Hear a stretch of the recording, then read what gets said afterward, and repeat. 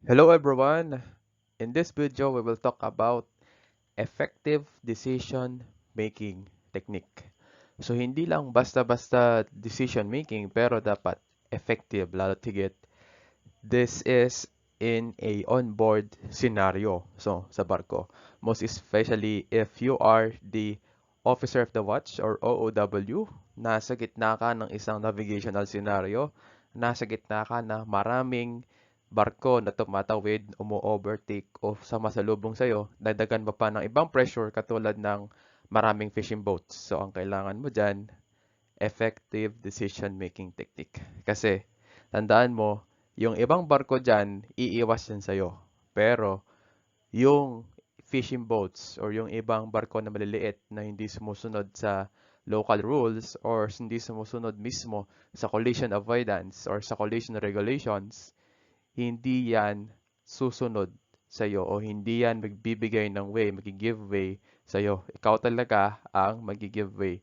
Kahit na natutunan natin sa deck watchkeeping kung sino yung mag-give way, sino yung mag-stand on, may rules dyan, always there is an exception. So, to avoid mistakes, to avoid yung sinasabi natin na loss of dignity, loss of credibility, loss of life, cargo, vessel, dapat meron tayong effective decision making technique.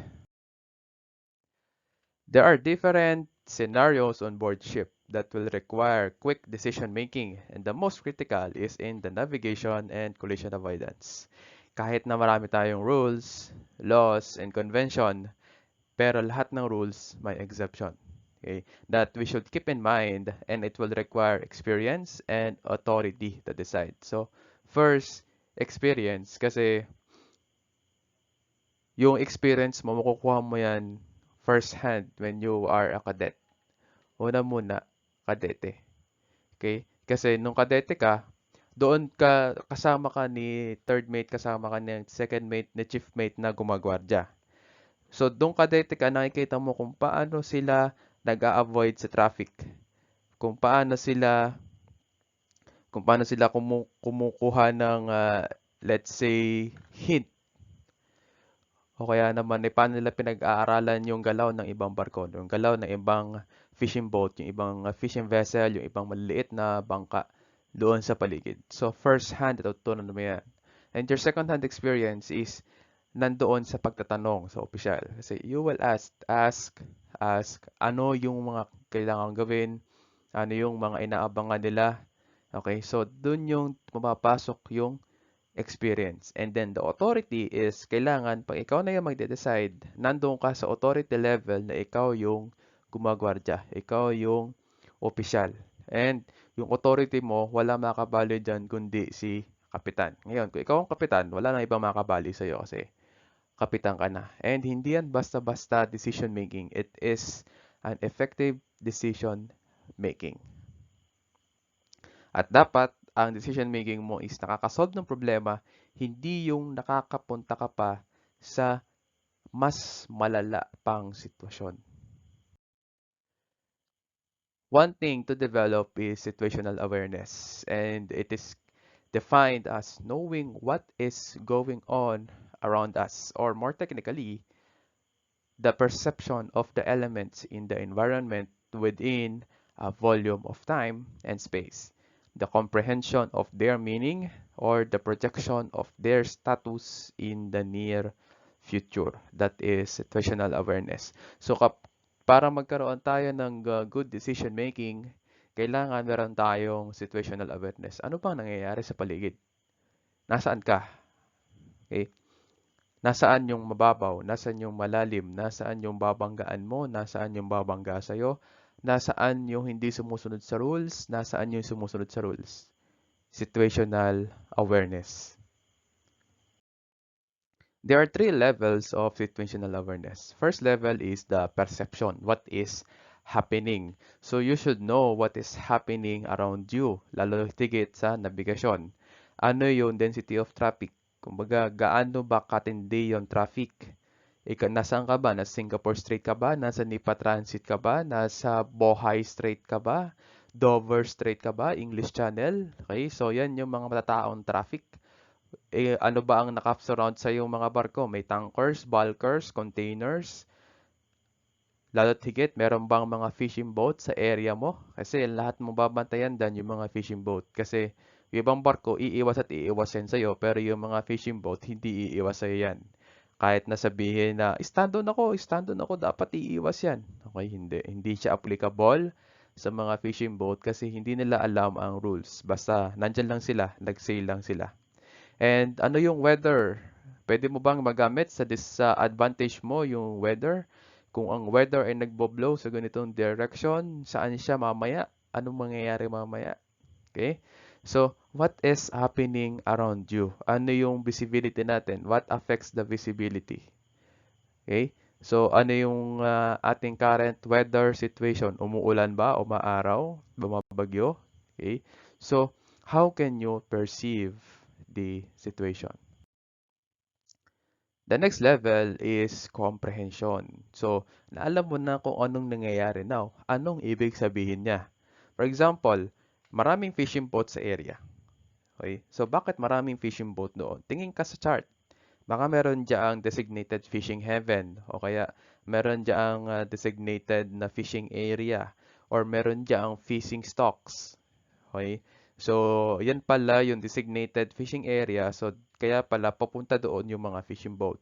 So, bakit maraming barko na dumadaan doon? Baka ito yung designated natin na traffic separation scheme. Okay? So, bakit bawal dumaan sa area na yon? Baka bababaw. O kaya baka may lubog na barko doon. Okay? So, what does it mean? So, knowing what is happening is understanding what does it mean. The next level or the last level of situational awareness is projection. What will happen next? So, nalaman mo na kung ano nangyayari ngayon. Nalalaman mo na anong ibig sabihin ng nangyayari. Now, ano mangyayari na susunod? So, you should have or you can project or nahulaan mo na ano yung sunod na mangyayari. Anticipated mo na. For example, nakakita ka ng storm cloud, sabihin mo, uulan. Okay? Ganun kasimple yan. So, for example, nakita mo, on your starboard bow, may tatawid na barko. Okay, sa unang tingin mo tatawid, hindi. Okay, so syempre, babantayan mo yan. Okay? So, perception. Now, comprehension. Anong ibig sabihin? After 6 minutes, hindi nagbago yung kanyang bearing. Hindi nag pero yung distance niya lumalapit. Okay, comprehension. Anong ibig sabihin niya? Ay projection. Next naman is ay babangga to. Kailangan lumiko ako. Okay? So ganun. Dapat napipredict mo na anong ibig sabihin. So first experience and then authority. What will happen next? Another is the factors that is affecting your situational awareness. Kasi hindi lang naman yan lang yung iniisip mo. Maraming factor, maraming pressure. Kasi we are living in pressure. Kapag nasa barko ka, pressure talaga yung kinakain mo, agahan, tanghalian, hapunan. Lalo na kapag opisyal ka, pressure. Kapag walang pressure sa buhay pagbabarko, kumbaga, walang lasa yung pagiging opisyal. Kasi kinakain po natin yung pressure dyan. Okay, so first is personal factor ng pressure. So, sleep, samahan mo pa ng fatigue. Kasi kapag lack of sleep, it will lead to fatigue. So, meron tayong dalawang kinds of fatigue. We have the physical fatigue and mental fatigue. Yung physical fatigue, kapag nakatulog ka lang ng maayos, wala ka ng physical fatigue. Solved na yan. Pero sa mental fatigue, kailangan is ma-solve mo yung emotional problem mo. For example, baka may problema sa pamilya, o kaya baka may problema sa iniwan mo bago ka sumampa, o kaya tumakas ka lang, ganun. So, makaka-apekto yan sa pagtatrabaho mo and it will lead to fatigue. Another factor, drugs and alcohol. Okay? So, lahat po na kumpanya meron tayong drug and alcohol policy na ginagamit sa barko. And, for example, sa alcohol naman, alcohol content natin bago tayo dumuti, kumbaga kung dito sa lupa, bawal magmaneho ng lasing, ganun din sa barko. Bawal kang jumutin ng lasing at meron tayong breathalyzers on board to measure the alcohol content of your body in your circulation. So, dapat iyan ay hindi lalampas ng 0.04% of alcohol content. Not 4%, not 0.4%, but 0.04% of alcohol content. So, kapag nag 0.05 ka, considered lasing ka. Okay? So, dapat hindi ka iinom ng kahit anong alcoholic beverage 4 hours before duty. Dapat hindi ka iinom ng kahit anong alcoholic beverage 24 hours before the ship calls to any port. Okay, so yun yung rules ng drug and alcohol policy. Next, food. Baka naman kayo ay may shortage na sa provision. Kaya tinitipid ni Kapitan ng budget. So hindi healthy yung kinakain. Kaya naman yung kusinero nyo, Sri Lankan o Indiano, hindi nyo makain yung niluluto ay gutom na gutom ka na sa trabaho. So nakaka-apekto din yon sa situational awareness. Next, working habit. Baka naman sa working habit mo, inuuna mo yung cellphone sa pag-duty. Babangga na, nagsi-cellphone ka pa rin. Okay, so dapat hindi ganon. So dapat alisin natin yung distractions, gaya lang nakaraan nating lectures na distraction at work. So dapat eliminate mo yung distraction kasi you are doing a very delicate job. You are doing a critical job na hindi lang basta hindi ka nagdadrive ng kotse lang. You are driving a multi-billion dollar vessel with its cargo, with life on board na tulog at umaasa sa'yo na gagawin mo ng maayos yung trabaho mo. At syempre, illness and disabilities. So baka may sakit ka. Kaya hindi ka makapagtrabaho ng maayos, hindi ka makapag-produce ng magandang situational awareness. Kasi, bakit? Sa barko, bawal magkasakit. Hanggat nakakatayo ka, nakakalakad ka, pwede ka magtrabaho. Hindi ka lang, papayagan ka lang na hindi magtrabaho pag hindi ka nakakabangon, hindi ka nakakalakad. So, hanggat nakakalakad ka, kaya mo. Ganon ka-harsh ang condition sa barko. Kasi nasa barko ka, hindi para magpahiya-hilata. Nasa barko ka para magtrabaho. And you are getting paid to work and you are still getting paid to rest. So, bawal kang magkasakit. So, for example, puyat ka. Wala kang situational awareness. Hindi mo, kahit nakatayo ka, makakatulog ka. Okay? Take it from me, naranasan ko na yan. Habang nakatayo ako, without leaning to anything, tulog. Kasi sobrang pagod. So, dapat iwasan natin yon para hindi makaapekto yung sa ating situational awareness. Next, company factors. For example, situational awareness, ay bibilisan ko yung takbo ko kasi may kinikip akong schedule ng barko. Meron pang tinikip na schedule ang charterer. Sabihin pa ng charterer, kailangan makarating ka ng maaga dito sa ganyan. Okay, tapos fuel efficiency pa and power efficiency. So, kailangan daw magtipid ng fuel. Okay, so gusto mo na makatakbo ka ng mabilis. Gusto mo na kailangan makarating ka sa schedule mo, pero kailangan mong mag-deviate ng course. So, pag-uusapan natin dyan ay fuel efficiency. Every drop counts, literal. Okay? Literal na every drop counts sa barko. So, kailangan fuel efficiency yung usapan. So, ang dami nakakasama sa factors. Another factor is the third party's demand. Ano yung mga third parties? Nandiyan yung mga agent, port state control, na kailangan, ganito, ganyan. Kailangan daw meron kang logbook, tapos meron kang physician fix every 6 minutes, nasa traffic area ka na. Okay, so magagawa pa ba yun? So, yun yung mga factors to consider na makaka-apekto sa iyong situational awareness. Another is the equipment. Okay, so the equipment available on board your vessel. So first is the limitation of the equipment. Limitation. Bakit limitation? Kasi baka yung equipment mo, hindi mo na namamalayan, ay outdated na pala o kaya hindi mo siya na-maintain. For example, one of your equipment is the chart. Equipment siya, oo, papel, if you are still using yung paper chart in your vessel.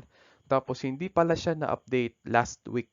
Weekly ang updates ng lahat ng chart.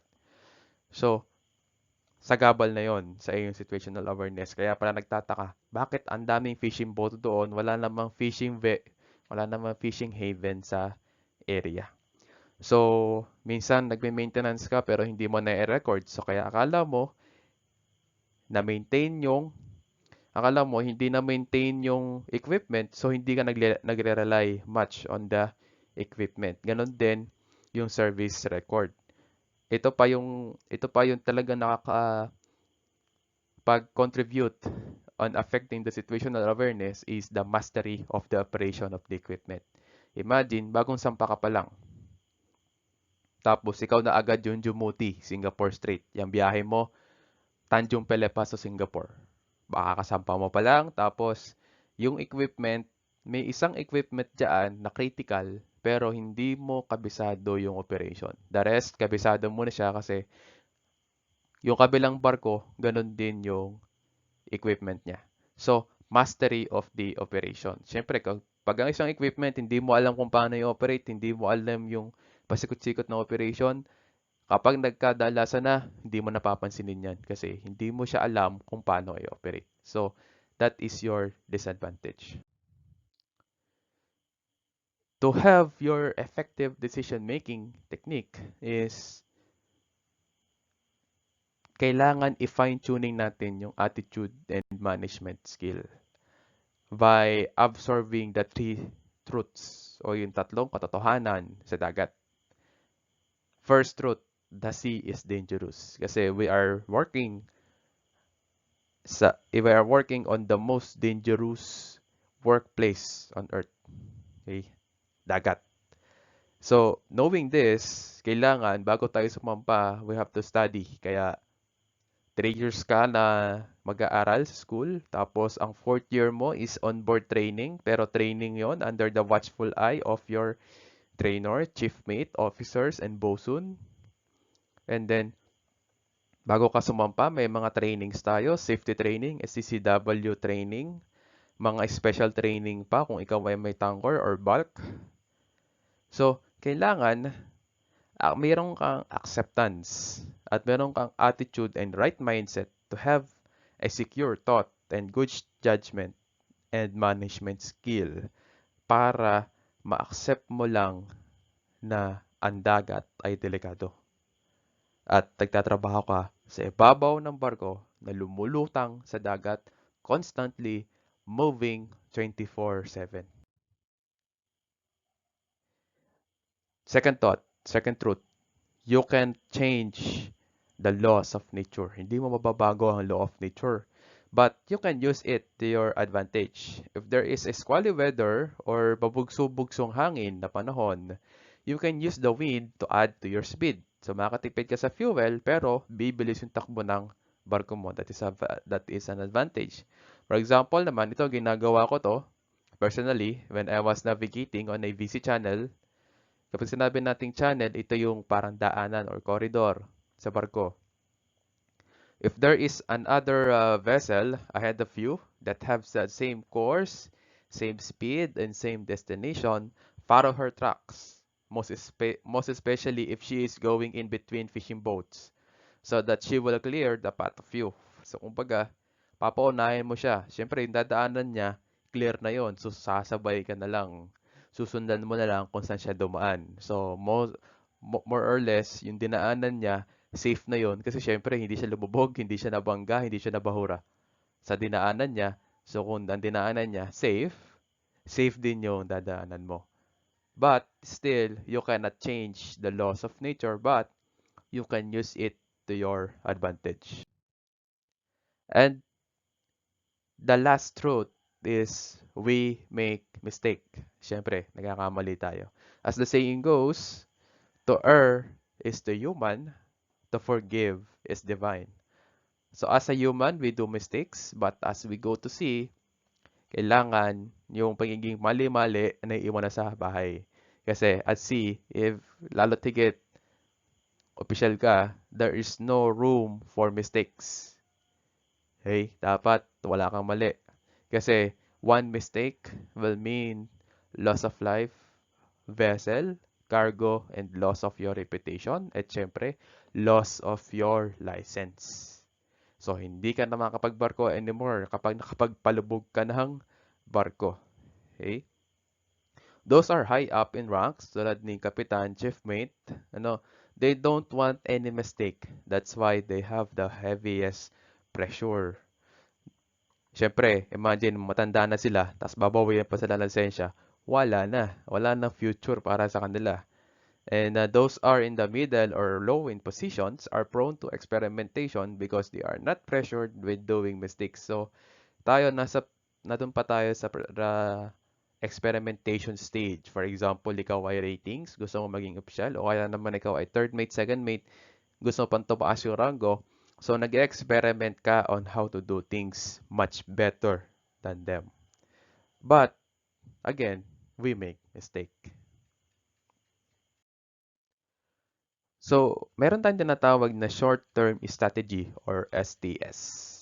And we have 5 steps on doing the short-term strategy. First, identify the problem. So, ano ba yung problema? For example, ang problema natin is madaming fishing boat sa isang area. Kasi problema talaga sa dagat is fishing boat, lalo na China. So talagang notorious sa pagkakaroon ng maraming fishing boat sa China. So if you know na maraming fishing boat dyan, you should build the plans. Okay? So gawa ka ng plano mo. Paano ka makakatawid sa mga fishing boat na to? And then pag nagawa mo na yung plano, or for example, a short passage plan na sa'yo lang, check mo yung plano. Check the plan kung magwo-work.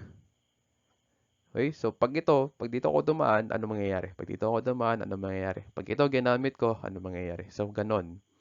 And then, summary briefing. I-briefing mo yung isang tao na kasama mo. For example, your watchman. Sabihin mo, dito tayo dadaan na. Pag sinabi kong liko dito, liko. Pag sinabi kong stop, stop. Parang ganon. Pag sinabi kong shift your rudder agad. Okay? So, ganon. And then, as you go along with solving the problem, you have to monitor. Kasi minsan, there is some changes or madalas, there is some changes with the plan that you already built. So, kailangan nandun ka, close monitoring ka. Experience. To have a strategy, one must have a good or enough experience to produce a resolution to solve the problem quickly. One example is a problem in jobs in deck. The common problem on deck is managing how to finish a job despite of having lack of time and resources. The personnel in charge of decision making must have enough experience to generate the short-term strategy. The decision should lead to the solution and not to worsen the problem. Tandaan niyo lagi, in any short-term strategy, the decision should lead to the solution and not to worsen the problem. We have different resources. First, your greatest resource is you, yourself. Okay? So, syempre, ikaw yung magde-decide. Kasama mo ang crew or ang iyong team na gagawa ng decision mo. Syempre, you have the equipment, ang gamit sa bridge, o kaya ang iyong mga gears. You have the publication, logbook, may guide tayo from our standing orders or standard orders from the ISM. And we have another external resources, for example, some guides from the internet or may mga email galing sa opisina, head office. So you have to maximize the resources to develop a more effective short-term strategy. Sa mga resources, use all resources and use time available to make time. Okay? So, gamitin mo lahat, i-maximize mo lahat kasi yung resources, nandyan na yan, gagamitin mo na lang. You have to set priorities. Ask for suggestions, compare plans, and should be open for suggestion. Kasi meron laging mas nakakaalam ng mas maigi kaysa sa'yo. And Kapag nagkakaroon kayo ng brainstorming, for example, nagkaroon ng brainstorming bago umalis yung barko to review the passage plan, nagkakaroon kayo ng commitment sa isa't isa na ito ang gagawin natin to. Dito tayo liligo, dito tayo iiwas, may mga bahura dito. Okay? So, doon sa passage plan na gagawin, you will have a commitment to follow the passage plan. For example, if the passage plan is the resources. 'Di ba? Sabi ko nga, meron tayo lahat ng tao nagkakamali. To err is to human. So, we have human involvement in error. First is the external factor, technical errors. So, minsan kasi nangyayari, lalo na sa mga baguhang opisyal, napaka-reliant sa mga electrical components. For example, pinaka-reliant nila is radar. Kaya akala nila yung navigation nila is nakafocus lang sa radar. Pero maraming targets na hindi nakikita ng radar.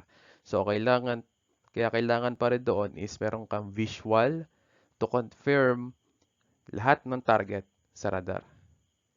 And because this equipment should be maintained or else mako-compromise yung good operation and good technicalities.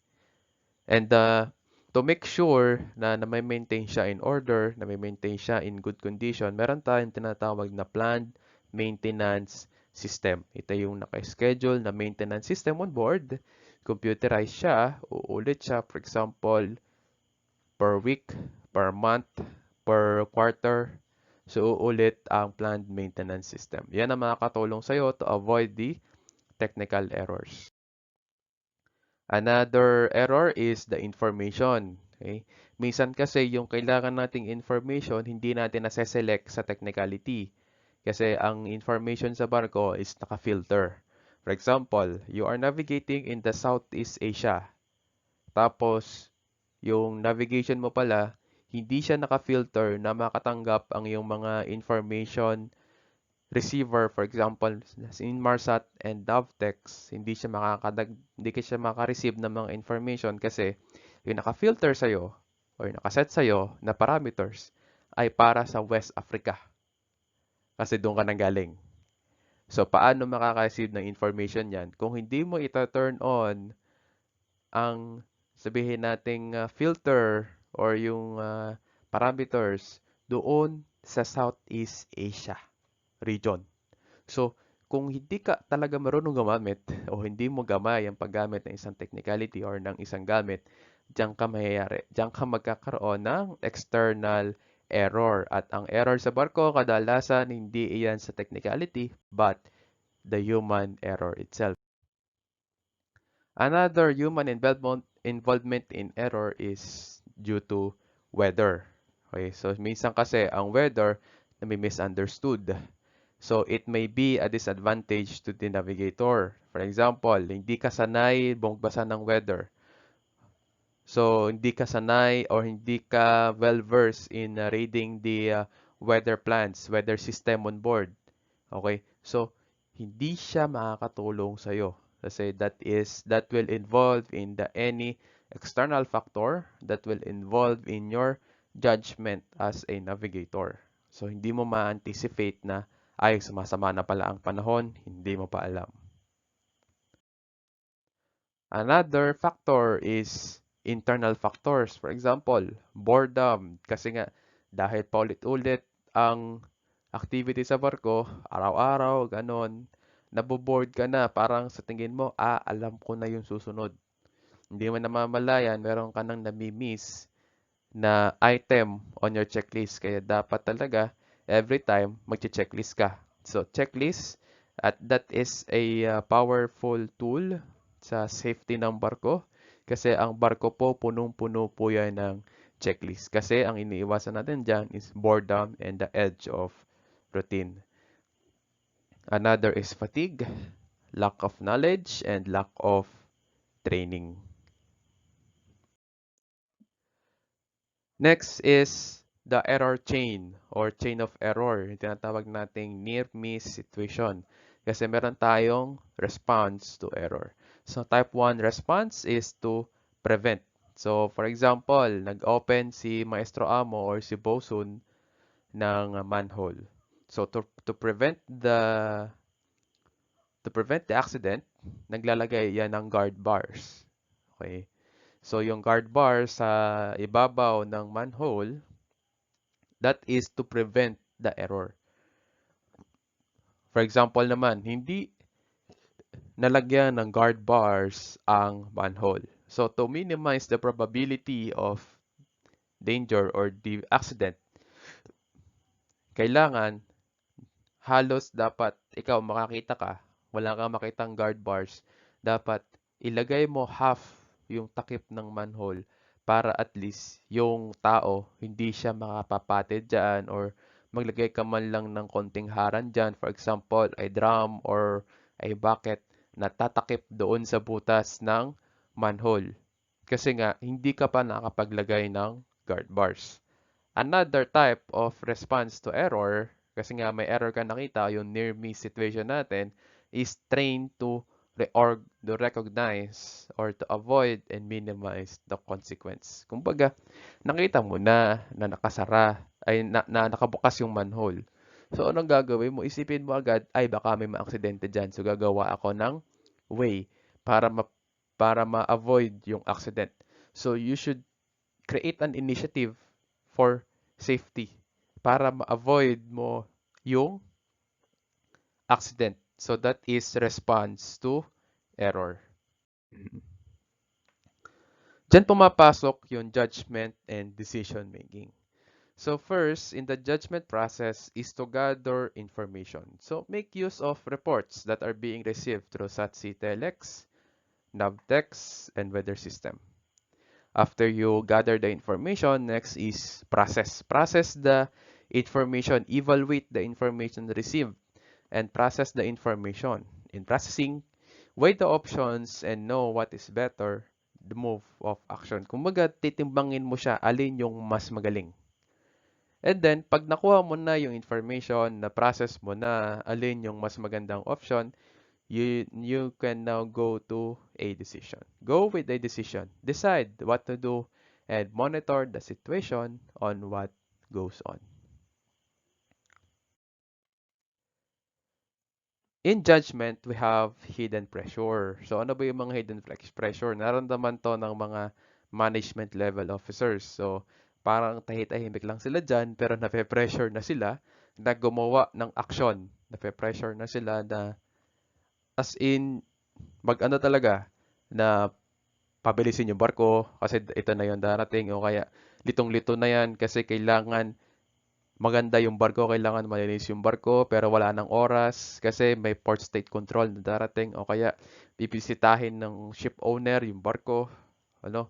So, kailangan so the master is pressured to follow and forgetting the fact that they have the overriding authority for any onboard decision. When the master follow the owner's demand without examining the options, the ship may be in peril because the master didn't exercise his rights of authority. So this hidden pressure is hidden, unnoticed. So akala niya pressure, hindi pa yun pressure, pero pressure na pala yun kasi galing na yun sa head office and the pressure doon is the force na na talagang inaatang sa kanya and yung influensya sa kanya.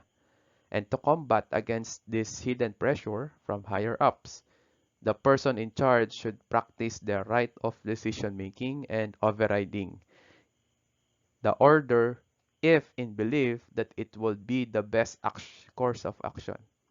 To have a good judgment and decision making, we have to separate facts with emotion. So to separate facts with emotion, there are times that there are turmoil or kaguluhan on board between crew members. Ito, sample lang to. So, kasi hindi may iwasan, may mga misunderstanding at work or kaya at leisure time ng mga and being a department head or being the master, you should forget the emotional attachment to the crew. For example, kumpare mo pala yan sa lupa, kaya ay siya ang ninong ng anak mo, ganyan. So, tapos siya yung may kaaway sa barko, siya yung mayabang doon. So, hindi mo dapat isasalang-alang yon kasi dapat crew siya, kapitan ka. Parang ganun. Okay? So,